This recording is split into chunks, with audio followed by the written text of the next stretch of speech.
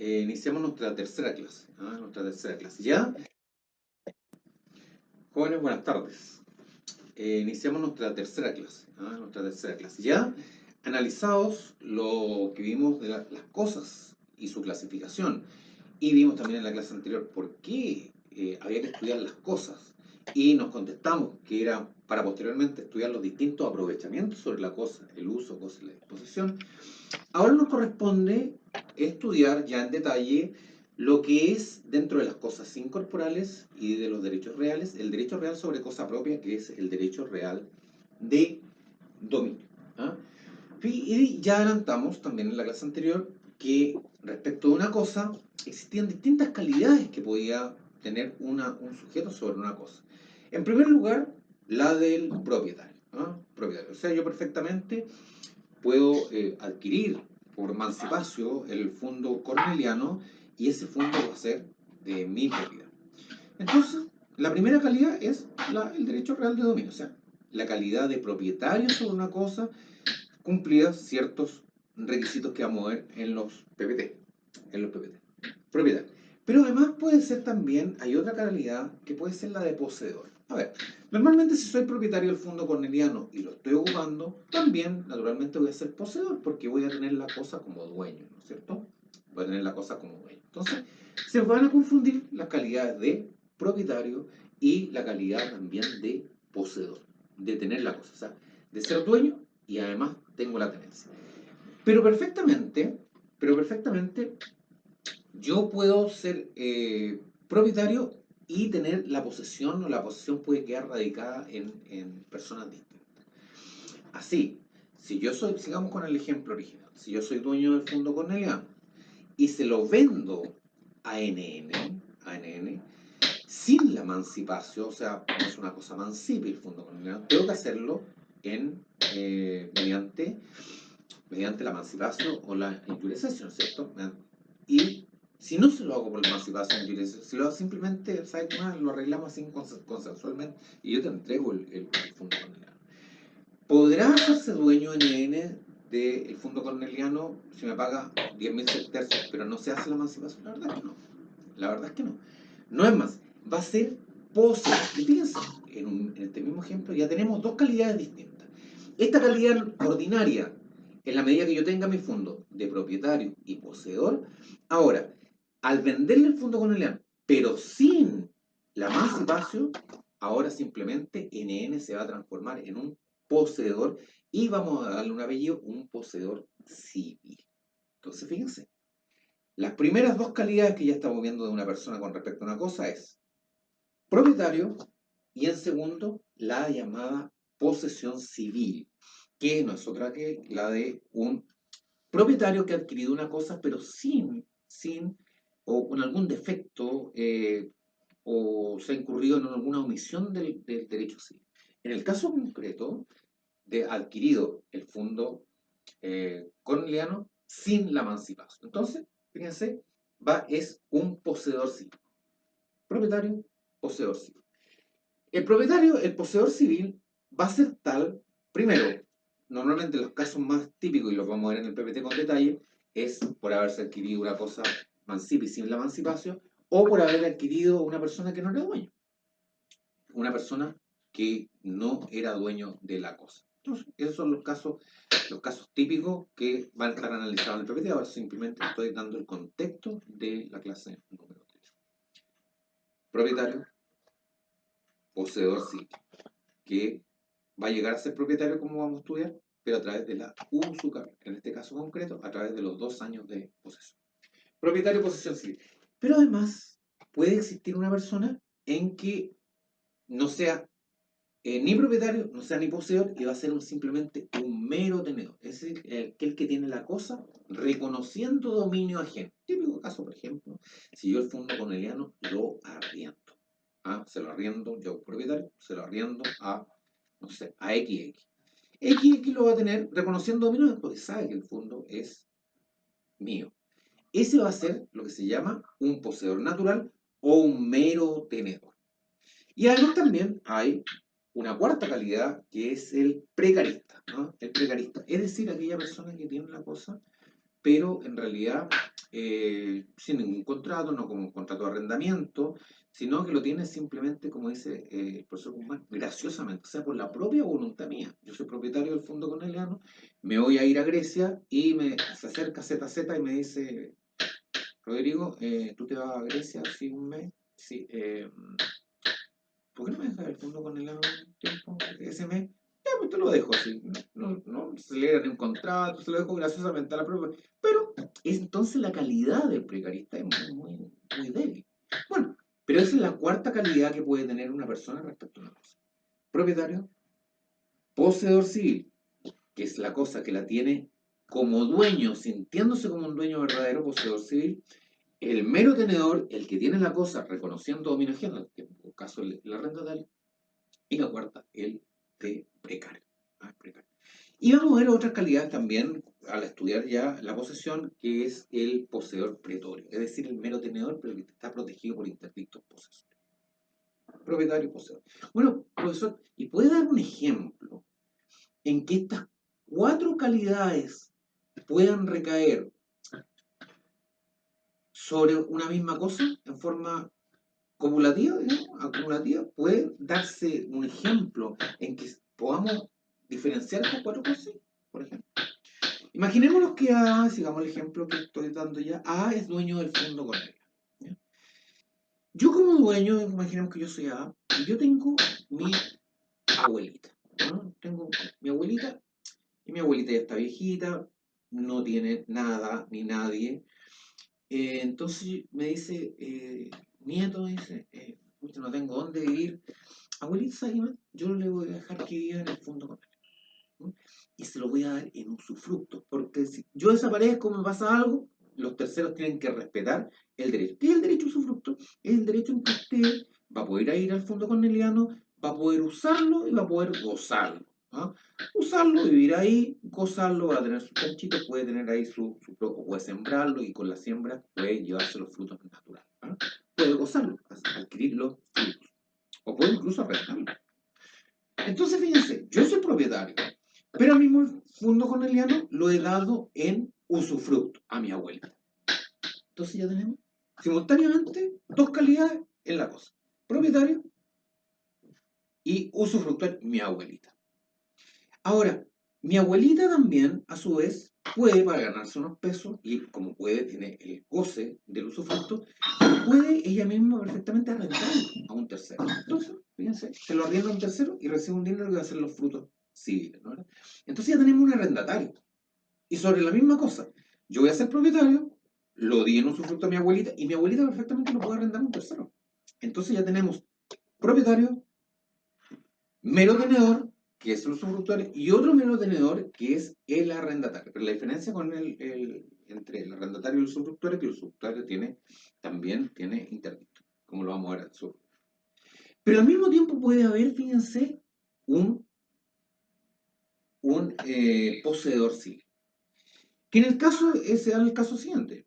Yo soy propietario del fondo corneliano, se lo he dado en usufructo a mi abuelita lo arrendó a XX.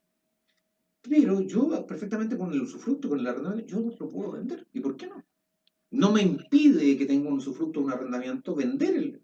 Y yo se lo vendo a Tulio. Y le vendo el fondo corneliano, pero sin hacer la emancipación.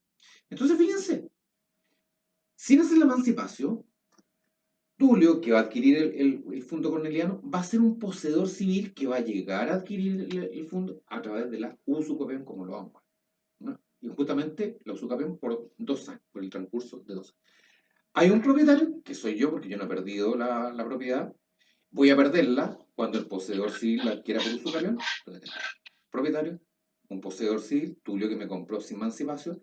Va a haber un mero tenedor, que en este caso van a ser dos, el usufructuario, y va a ser el arrendatario. Y perfectamente puede existir la otra, puede existir perfectamente un precario, es decir, el arrendatario puede perfectamente dejárselo en precario a cualquier persona. Entonces, sobre una misma cosa pueden coexistir coetáneamente las cuatro calidades que hemos dado. Propietario, poseedor civil, mero tenedor y precarista. Ahora veamos, analicemos un poco, conversemos los dos PPT que tenemos sobre el derecho real de dominio. Vamos a comenzar nuestra segunda clase ya entrando derechamente a uno de los derechos reales, que es el principal derecho real, que es el derecho real de dominio o derecho real de propiedad también, que es, le insisto, el más importante de los derechos reales que vamos. ¿Dónde encontramos el contenido de este derecho real para consultas? En la bibliografía obligatoria, donde ahí aparece. También en otros, en videos míos que voy a aclarar consultas que ustedes tengan, o hay otros videos de YouTube, por ejemplo, estos. Estos videos son bastante buenos, que pueden también darles otro punto de vista sobre los conceptos que aquí vamos a trabajar. Partamos con una pregunta de examen, que también no es solo propio del derecho romano, sino que también va a ser el examen, pregunta de examen del derecho civil, y por qué no decirlo, el examen de grado, es la que tiene especial incidencia con esta unidad que estamos viendo, que es el derecho real de dominio. Y la pregunta es, ¿cuál es la relación entre dominio, posesión y mera tenencia en el contexto del derecho? Lo que vamos a ver ahora va a ser el dominio, pero está íntimamente relacionado con los conceptos de posesión y de mera tenencia. ¿Ah? Naturalmente podemos decir así como algo inicial, el que tiene el dominio es el que es propietario de una cosa. Por ejemplo, si yo me compro un auto o me compro el caballo de Saratoga, yo voy a ser no solamente propietario, voy a tener un derecho con unas diversas características sobre él, pero además, lo normal es que yo tenga la posesión, o sea, que yo posea. Pero yo perfectamente puedo tener el propietario, pero puedo no tener el dominio, porque el dominio o puedo haberlo prestado, puedo haber arrendado el caballo, y ya la posesión no la voy a haber tenido. Entonces tenemos dominio, posesión y mera tenencia. Y mera tenencia ya es lo más bajo dentro de la escala de propiedad, en que hay un dominio de la persona que posee el caballo, por ejemplo, que es el arrendatario de mi caballo Saratoga, que yo compré anteriormente, pero ese arrendatario reconoce dominio ajeno, por eso tiene mera tenencia. ¿Y tiene importancia estos tres conceptos? Sí. Dentro del estudio, sí, y lo vamos a ir viendo, y ustedes tienen que estudiar, pero siempre teniendo en sus mentes estos conceptos fundamentales. Vamos a hacer una aproximación, ¿no? La propiedad importa una relación jurídica donde el propietario tiene el más amplio poder sobre las cosas que entran en su patrimonio. O sea, de tal forma que si yo compro el caballo de Saratoga, tengo sobre ese caballo mis más amplias atribuciones, puedo venderlo, puedo regalarlo, puedo sacarle cría, etcétera, etcétera. La posesión es una relación de hecho con consecuencias jurídicas. Es el concepto que no es propiamente tal de posesión, pero es para traerle a colación, ¿se acuerdan?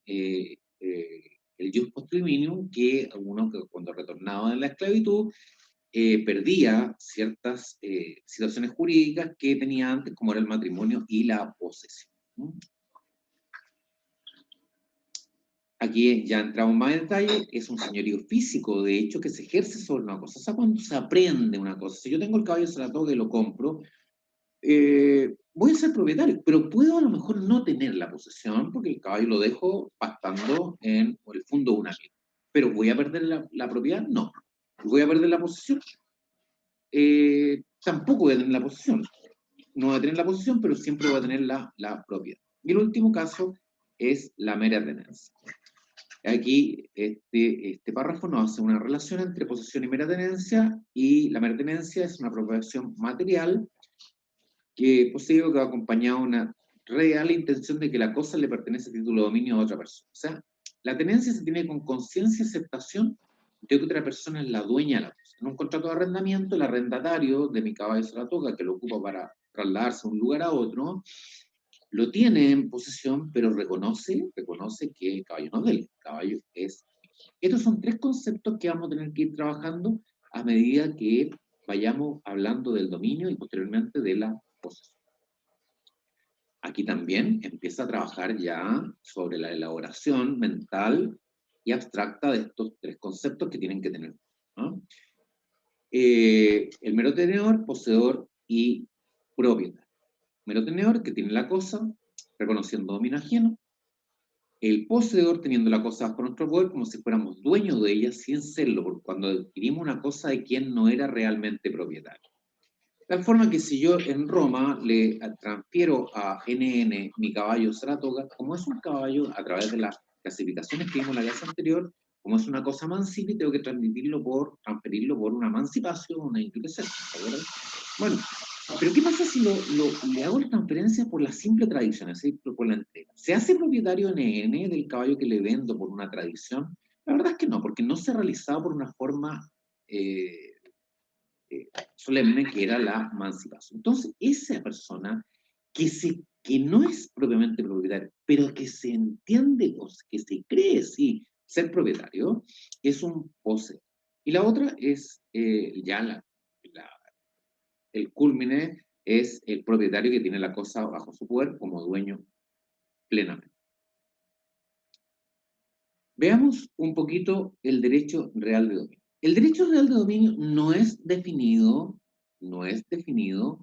por, no es definido por los juristas romanos. Le insisto que se atiende más a trabajar sobre la solución de casos concretos más que a entregar definiciones. Los conceptos que hemos trabajado, que hemos conversado, de propiedad, de mera tenencia y de posesión, se encuentran en nuestro Código Civil. En la propiedad, en el artículo 582, el artículo 583 ya hace una mayor énfasis sobre, destaca lo que es la propiedad. Y se hace referencia al artículo 19, número 24 de la Constitución Política, que establece una protección al derecho de propiedad.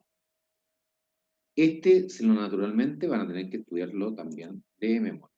La posesión, también de memoria, no en beneficio de este ramo, sino en beneficio de sus estudios de derecho civil y posteriormente en la exposición que tendrán que otorgar cuando den su examen de grado. ¿Dónde está la posesión? En el artículo 700. Tenencia a una cosa determinada con el ánimo del señor o dueño, sea que el dueño que sea por tal tenga la cosa por sí mismo o por otra persona que la tenga en lugar y a nombre de él. La mera tenencia también está definida en nuestro Código Civil en el artículo 714. Se llama mera tenencia la que se ejerce sobre una cosa no como dueño, sino en lugar o a nombre de él. Conceptos, artículos que tendrán que memorizarlos para el examen final presencial de esta asignatura. El contexto de estudio de nuestro derecho romano, romano de dominio, ya lo planteamos en la clase anterior. O sea, vamos a hacer nuestro estudio de los derechos reales, pero vamos a partir por el principio, el de dominio o propiedad. Los derechos reales se pueden subclasificar en derechos reales sobre cosa propia y derechos reales sobre cosa ajena. Y el único derecho real sobre cosa propia es el dominio. Este es el contexto de estudio. Vamos a ir analizando el dominio y posteriormente vamos a hablar de las servidumbres, de la enfiteusis, la superficie, la prenda y la hipoteca. Pero este va a ser nuestro esquema general que también tienen que aprenderse. Derecho real de dominio. Ya dijimos que el dominio no tiene un concepto elaborado por los juristas, sí que es un concepto que ha sido elaborado por los estudiosos del derecho. Y podemos decir que es el señorío o poder jurídico absoluto sobre una cosa. Tiene ciertas características. Veamos, primero es un derecho real. El titular lo ejerce con un poder directo sobre la cosa sin intermediar. Y por ser derecho real está protegido por una acción real que es la acción reivindicatoria, que protege al propietario que ha sido desposeído de la cosa y pudiendo restituirse. El tercero poseedor de la cosa será condenado a restituir. Esa es la primera característica, entonces, que es un derecho real, con las características propias de derecho real que vimos en la clase anterior y que están en un video de YouTube. Solo podía recaer sobre cosas corporales que tuvieran en el comercio humano. Agreguemos que además debían ser determinadas y tener una existencia independiente. Luego, Con la evolución del derecho se determinó que sobre las cosas incorporales podía recaer una especie de propiedad. Así el usufructuario tiene la propiedad de su derecho de usufructo, como vamos a ver. Pero quédense que en términos generales, la regla general absoluta es que el dominio podía recaer sobre cosas corporales. Y algunas palabritas vamos a decir sobre el dominio de cosas incorporales, pero eso es absolutamente una excepción. Aquí lo que tienen que manejar la idea es que recae el dominio de propiedad sobre cosas corporales. Sigamos viendo otra cosa. Otorga un señorío o poder absoluto sobre el objeto o materia del dominio. Fíjense que a pesar de que este poder podía ser absoluto, tenía limitación. Podía ser limitado, y las que vamos a ver en las diapositivas posteriores. Ese señorío, fíjense, exclusivo sobre una cosa. Esto significa que supone un titular único, aunque sean muchas personas, facultado para usar, gozar y disponer de la cosa. Los demás están obligados a respetar el ejercicio de estas facultades. Por naturaleza podemos agregar que el dominio tiende a que exista un propietario para cada cosa. Sin embargo, una cosa puede ser propiedad de varias personas. Lo que estamos hablando es la copropiedad o condominio, que no se opone a la exclusividad del dominio. Lo que se opone a esta exclusividad es que hayan dos o más derechos de propiedad independientes sobre una misma cosa. En la copropiedad, cada copropietario tiene una parte del mismo derecho de dominio. Esta exclusividad que otorga el dominio no impide que el propietario le otorgue el uso y goce de una cosa a un tercero. Veamos otra característica. No tiene más limitaciones que las establecidas por la ley o las que resultan ajenas. Estas vamos a ver las limitaciones que incide con la característica número 3 del poder absoluto de una cosa. ¿Tá? Hay un poder absoluto, pero está limitado. O sea, hay que manejar como características que tiene las limitaciones que están establecidas por la ley o por las que resultan del derecho. Además, fíjense, se señala que el derecho de dominio de propiedad es perpetuo. ¿Qué significa? No está sujeto a limitaciones en el tiempo. Dura cuanto dura la cosa que se ejerce. Vamos a ver posteriormente cómo se extingue este derecho de dominio. En Roma no se admitía que el dominio se ejerciera por un tiempo determinado. O sea, yo no puedo adquirir el caballo de Saratoga y hacerme propietario del caballo de Saratoga por 6 meses. No. Yo soy propietario mientras dure el caballo de Saratoga. Prohibiéndose estos efectos, constituir derecho de propiedad por un término resolutorio, o sea, hasta cierto día y nada. La propiedad, esto no obsta que la propiedad de una cosa puede pasar excepcionalmente de una persona a otra transfiriéndola, pero la cosa no se extingue. El dominio se pierde cuando un tercero que no es el dueño posee la cosa, actúa como si fuera dueño y la gana por usucapión. Perfecto. Se agrega además que fíjense que el derecho real de dominio de propiedad es absoluto, en el sentido que todo lo que la cosa produzca o se le junte a ella o se incorpora a ella pertenece al propietario de la cosa. Dijimos que el poder es un poder absoluto y aquí tenemos que el propietario tiene determinadas facultades que son sumamente importantes y que vamos a pasar ahora a analizar. Los comentaristas fundadores de las fuentes jurídicas romanas reunieron los atributos, facultades del dominio en 3 grandes conceptos: el jus utendi, el jus fruendi y el jus abutendi, o que es la facultad de abuso o disposición. Veamos de qué se trata. El jus utendi es el derecho a usar la cosa de acuerdo a su natural destino, sin referirse a los frutos, obteniendo de ella todas las ventajas que su uso legítimo le pueda proporcionar, sin menoscabarla, y sin que su utilización importe una destrucción inmediata de la cosa. El uso solo puede caber respecto de las cosas no consumibles, ya que, como sabemos, las consumibles se destruyen al primer uso.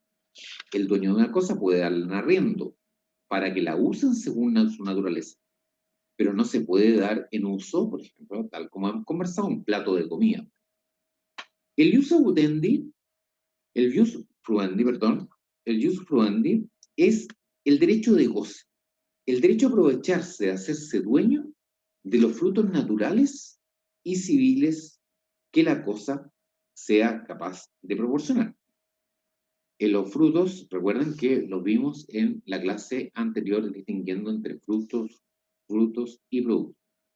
El jus abutendi es la facultad de libre disposición a uso. Consiste en la facultad que se otorga al titular para disponer de la cosa, lo cual presenta un doble carácter, uno material y otro jurídico. Hay una disposición material cuando porque el dominio entrega a su titular la facultad de destruir la cosa, transformarla o degradarla. Hay que destacar que existen casos en que la ley limita estas facultades, como sucede, voy a tener que parar un poquito. Bien, estábamos hablando entonces del jus abutendi, que es la facultad consiste en la facultad que se otorga al titular para disponer de la cosa. ¿Ah? Y dijimos, estamos hablando de que la disposición puede ser material o jurídica. ¿Ah? Disposición material, cuando se le entrega a su titular la facultad de destruir la cosa, por ejemplo, transformarla o degradarla. Jurídica implica que su titular podrá enajenar la cosa o desmembrar el dominio, constituyendo otros derechos reales sobre él como servidumbres, usufructo, hipotecas, etc. La palabra enajenar, aclaremos, en sentido restringido, implica solo transferir el dominio. En cambio, en un sentido amplio, implica transferir el dominio o constituir otro derecho real. A propósito de estas tres facultades que nos señala la bibliografía obligatoria, aparece, fíjense, en el párrafo 113, el profesor Guzmán, 103, habla del aprovechamiento de las cosas, señala que las cosas, en cuanto constituyen bienes, son capaces de proporcionar beneficios o utilidades a los individuos. Pero el tipo de beneficio que ofrecen no siempre es el mismo de parte de todos, ni los individuos pueden lícitamente aprovecharlas siempre en igual modo. Las ventajas de una cosa, por lo tanto, dependen de la clase de ellas y su atribución, del derecho que sobre las mismas hay. En general, respecto a una cosa cabe en un uso, un disfrute o goce, una disposición. Uso. ¿Qué nos dice el profesor Guzmán?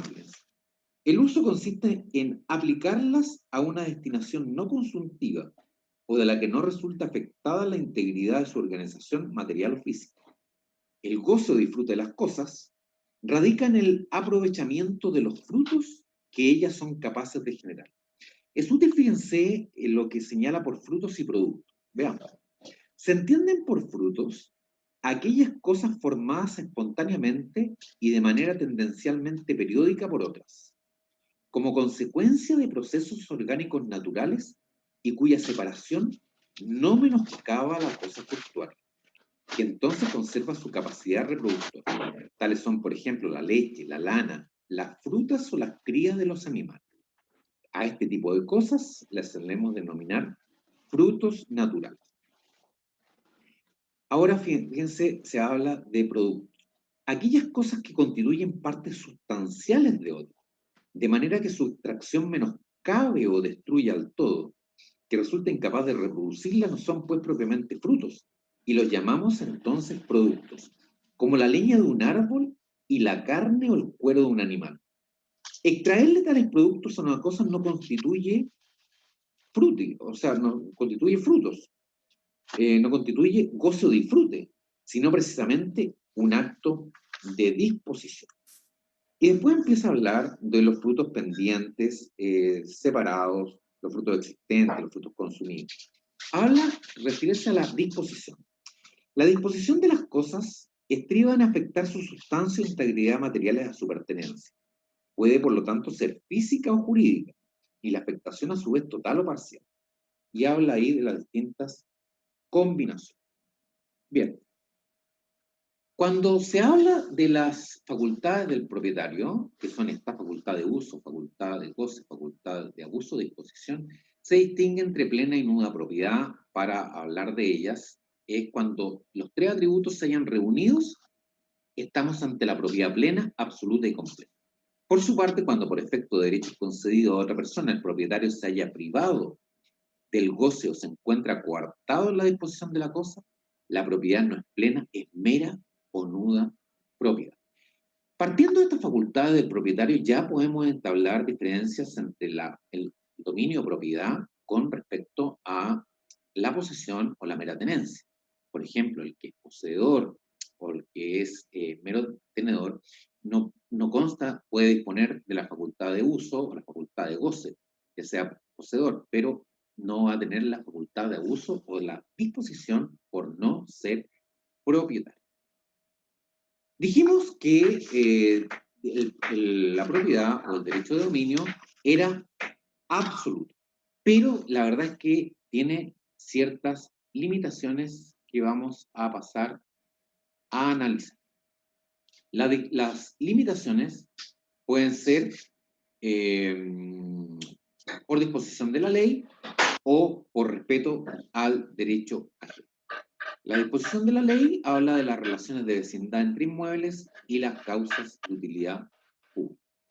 Y por respeto a derecho ajeno, se trabaja sobre los otros, fundamentalmente sobre los derechos en cosa ajena, que son los otros derechos reales sobre una cosa, y que ya vimos que eran las servidumbres reales o personales. Dentro de las servidumbres personales, recuerden que tienen que establecer las servidumbres reales, las servidumbres personales. Dentro de las servidumbres personales, el usufructo, el uso, la habitación y el trabajo de esclavo y animal. Servidumbres, enfideusis, superficie, prenda, hipoteca. Otra limitación por respeto al derecho ajeno, el derecho sobre otros comuneros o sobre otras copropiedades, la transforma la institución del condominio o copropiedad. Y sobre ella vamos a ver el concepto, las clases y la extensión. Veamos limitaciones por relación de vecindad de inmuebles. Esta situación, la verdad, las cosas es que es más secundaria. Por ejemplo, ¿qué limitaciones podía verse afectado un propietario en relación a ser vecino de otro de un inmueble? Por ejemplo, habían disposiciones que afectaban la facultad del propietario que establecían que el otro vecino podía ingresar a su fondo cada 3 días o días alternos a recoger las frutas propias que caen de ellos. El dueño también de un predio debe permitir que las aguas que siguen por curso natural caigan por su predio y que provienen del predio superior.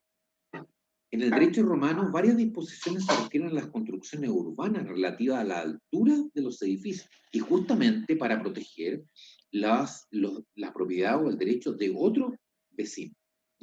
Esas son en general las limitaciones por disposición de la ley y que estaban dispuestas de la ley para mediar en la buena convivencia entre vecinos. Otra, por ejemplo, el propietario de un fondo sobre el que se extraían ramas de árboles pertenecientes a este fondo tenía el derecho a exigir que se cortaran a una determinada. También hay disposiciones legales que limitaban el derecho de propiedad de un particular por causas de utilidad pública. Por ejemplo, las riberas de un río son de uso público, se señala, y por ende deben permitir la pasada para gozar las riberas del río, lo mismo que las riberas del mar. Cuando un camino público queda intransitable por trabajo de reparación, los vecinos de fondos contiguos deben permitir temporalmente el tránsito sobre su propiedad. También dentro de este tema, los romanos conocieron una especie de expropiación por causa de utilidad pública, expropiación, estableciendo que el propietario de un inmueble podía ser privado de una parte de él por razones de utilidad pública previo pago de una indemnización. Esto es lo que se refiere a la expropiación. Por ejemplo, para reparar acueductos de Roma o el establecimiento de una vía pública. Esta idea de la expropiación nace alrededor del siglo 400 después de Cristo, ¿no? Pero ha sido bien discutido, ¿no? Posteriormente, las limitaciones establecidas por respeto de derechos propios se habla de los derechos reales sobre cosas ajenas. A ver, ¿qué son estos derechos reales sobre cosas ajenas? Son fundamentalmente la Constitución, son desmembraciones del derecho de dominio en virtud de las cuales parte de las facultades que le corresponden al propietario pasan a un tercero. Estas pueden comprender todo o parte del jus del iusfruende, del derecho de goce, todo parte del derecho de uso, pero nunca del derecho de disposición, que siempre es exclusivo del derecho de propiedad. Y ahí abajo se. Veamos ahora, fundamentalmente, terminando ya las limitaciones al dominio, lo que era el condominio o propiedad. El profesor Guzmán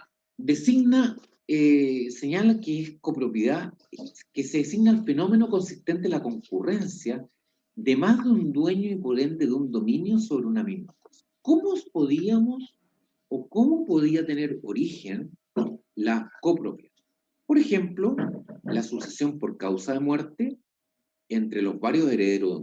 O sea, muere una persona y deja una herencia, y la herencia tiene 5 hijos. La herencia se va a distribuir entre los hijos. Pero los hijos, ¿qué va a pasar? ¿Qué van a hacer los hijos entre ellos? Van a ser copropietarios de la masa hereditaria que entrega el causante. Van a ser copropietarios, o sea, van a compartir la propiedad. De tal forma que va a constituirse en una limitación de la propiedad de uno de ellos, porque van a tener que respetar en los derechos sobre las cosas que tienen los demás hermanos en este caso. Por el efecto de un legado asignado más de un legatario. Legados son la asignación por parte del causante de cosas singulares, no de la masa hereditaria, por ejemplo, el caballo, la toga, pero se lo entrega, fíjense, al primer y segundo hijo.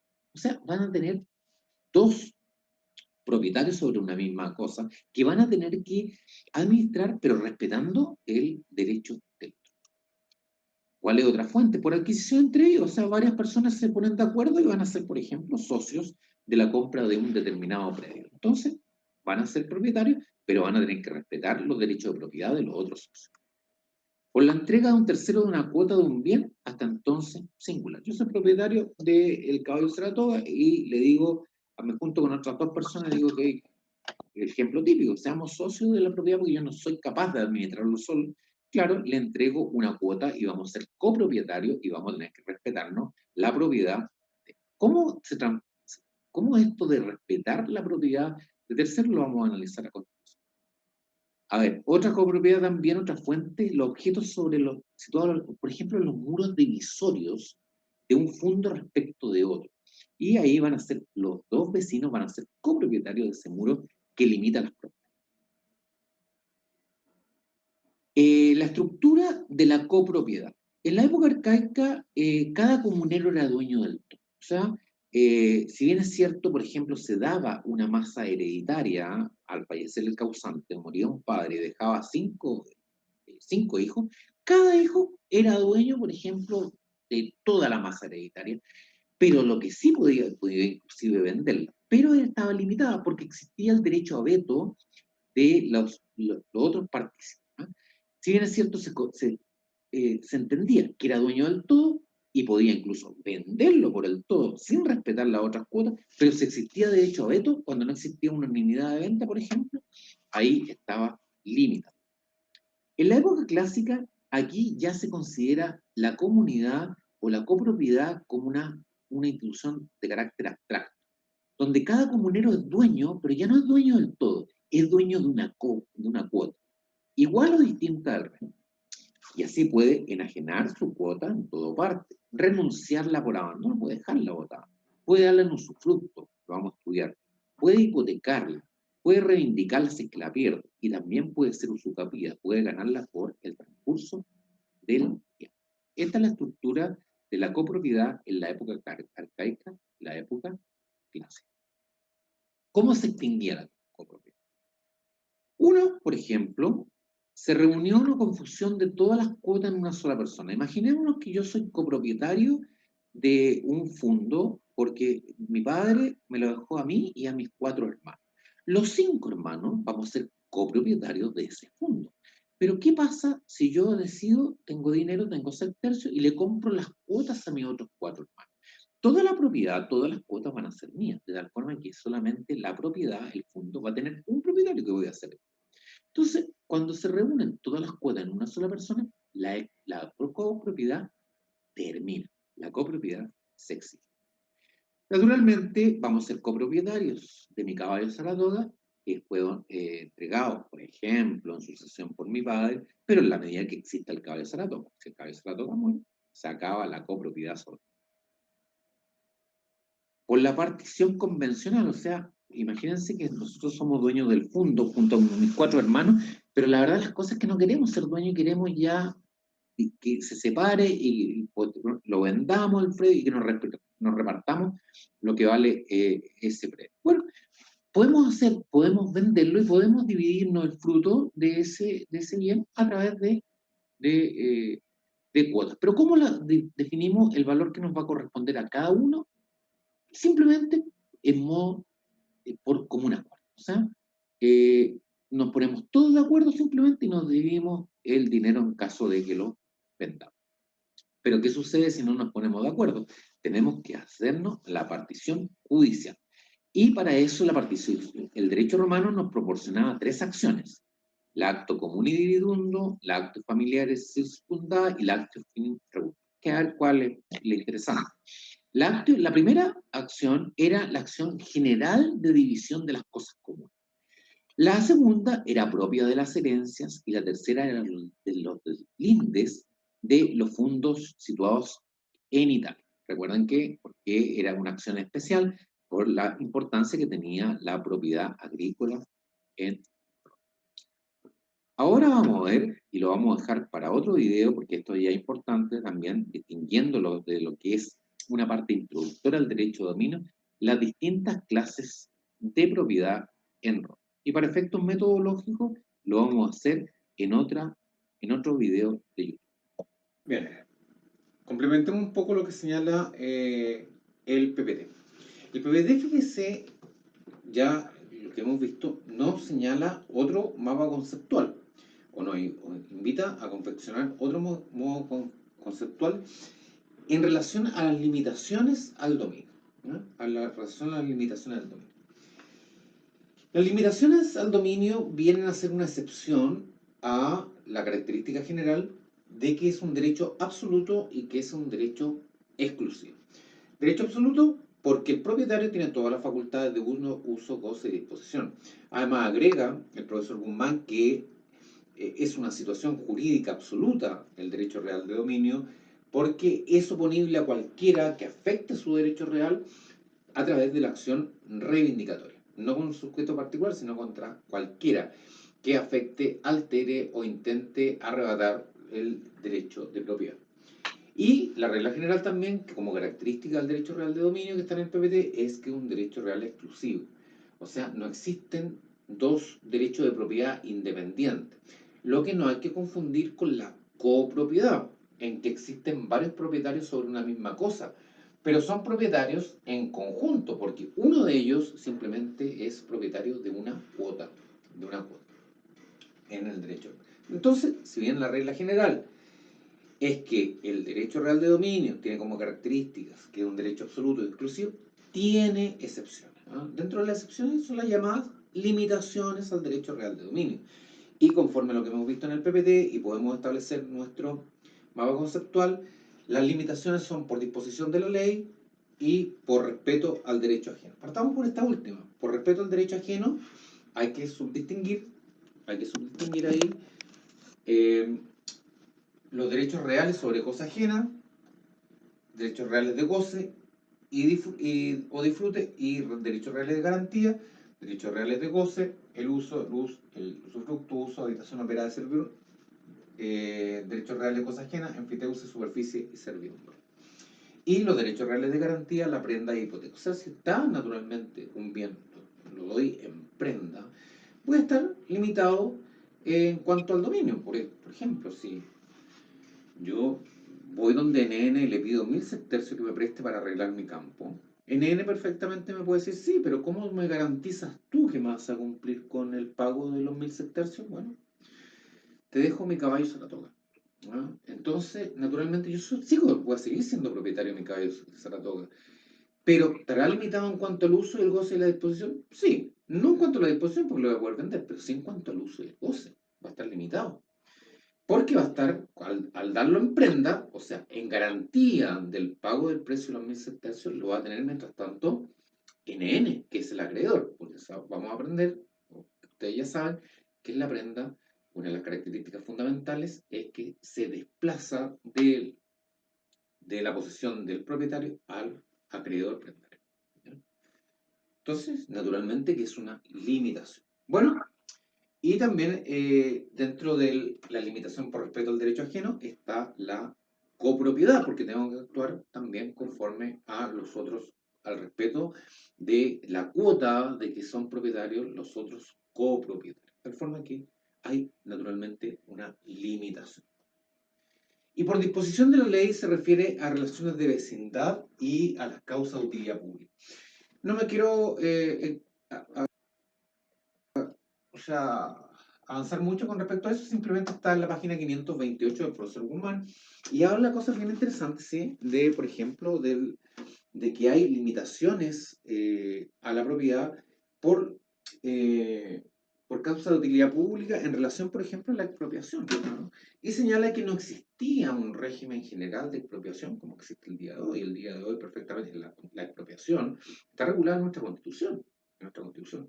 Yo perfectamente, si soy dueño de un predio y por causa de utilidad pública se va a hacer una represa en el sector donde está ubicado mi predio, el Estado perfectamente me puede expropiar mi propiedad. Pero me tiene que pagar la correspondiente indemnización. Entre paréntesis, las expropiaciones son un súper buen negocio para los particulares. No es que la gente, naturalmente la gente tiene que ser compensada por la pérdida de su bien, en este caso que va a ser arrastrado por las aguas para hacer una represa.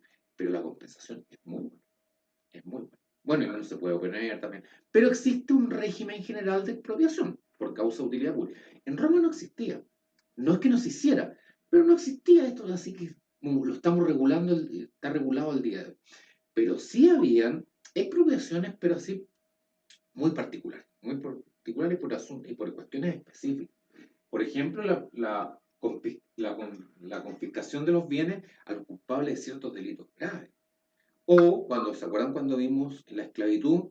Que no se, la esclavitud, a diferencia de lo que uno pudiera pensar, que en el transcurso del tiempo no se humaniza, sino que se pone, los amos son más estrictos con sus esclavos. Bueno, había un tipo de expropiación en caso, por ejemplo, de que los amos abusivos con los esclavos perdían su propiedad sobre los mismos. También hay otra causa de expropiación, las prohibiciones públicas. Por ejemplo, el tutor no podía vender los inmuebles del pupilo. Prohibiciones por causa de utilidad pública. Y los censores, fíjense lo que dicen los censores. Dice, en el derecho arcaico los censores, con base en la ley, ejercen un control sobre el modo de conducirse los dueños. Pueden privar del ius sufragii a quien descuida el cultivo de sus campos, o los dejan mal estado, no labrándolos ni abonándolos, o desatiende los árboles y viñedos. Se reprime el gasto en lujo excesivo por las mujeres y en las exequias funerales. Hay varias disposiciones que están a cargo de los censores, limitaciones al dominio. O sea, esto del uso, goce y disposición, claro, en carácter general, pero tenía excepción, tenía limitación, porque pues esas son las características de carácter general. ¿Bien? Y esto es lo que hay que tener muy claro, este mapa conceptual.